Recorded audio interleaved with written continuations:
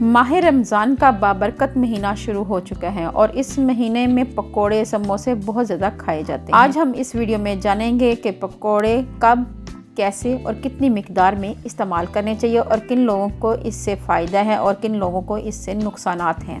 तो इस वीडियो को आपने आखिर तक देखना है और इसे ज़्यादा से ज़्यादा शेयर करना है। अस्सलामुअलैकुम, मैं हूँ रुबीना। चलें वीडियो को शुरू करते हैं। माह रमज़ान में पकोड़े बड़े शौक़ से खाए जाते हैं। बच्चे बड़े हर कोई इनको बहुत ही शौक़ से खाता है और इसे तकरीबन हर घर में बनाया जाता है। सबसे पहले हम पकोड़ों की ग़िज़ाई अज्जा के बारे में बात करेंगे।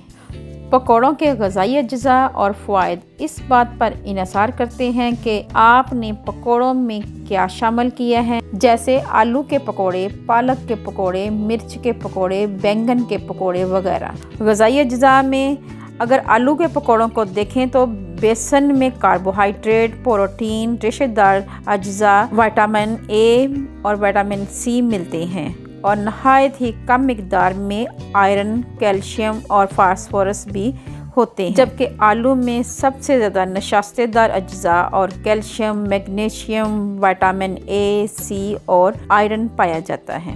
पकोड़े खाने वाले इसमें अगर सब्ज़ धनिया, सब्ज़ मिर्चें, साबुत धनिया और बनाते वक्त एक चुटकी मीठा सोडा डालकर बनाएं और इनको बाज़ारी तेल और घी में तलने की बजाय जैतून की तेल में तलें तो बहुत ही फ़ायदेमंद होता है और कम नुकसान होता है। केचप और दीगर चटनी की बजाय अगर दही में ज़ीरा और काली मिर्च डालकर इस्तेमाल करें, इससे इसके नुकसानात कम हो सकते हैं और तकरीबन 200 ग्राम से ज़्यादा पकोड़े नहीं खाए जा सकते। पकोड़े मसलसल और ज़्यादा खाने से जिगर का फाल तेज़ हो जाता है, जिससे जिगर ज़्यादा मिकदार में सफ़रा पैदा करता है, जिससे जिस्म में गर्मी बढ़ने लगती है। और कुछ ऐसे अमराज हैं जिनमें पकोड़े बिल्कुल नहीं खाए जा सकते, जैसे जिन लोगों को मैदे के अमराज हैं, जैसे सोजिश, अल्सर, मैदे के ज़ख़म, आंतों के ज़ख़म वगैरह।